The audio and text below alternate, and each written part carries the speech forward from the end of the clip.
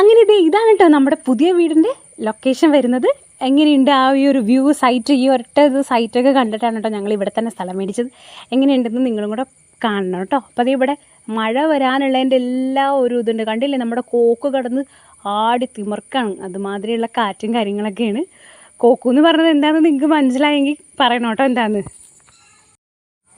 ഇവിടെ ഏട്ടൻ പറയണത് എന്താണെന്ന് വെച്ച് കഴിഞ്ഞാൽ ഞാൻ തന്നെയാണ് കോക്കു, നീ തന്നെ അവിടെ നിന്നാൽ മതി, വേറെ എന്തിനാ വെറുതെ ഒരു ഇതിനെ മേടിച്ച് വെക്കണേന്നാണ് ആൾ പറയുന്നത് കേട്ടോ.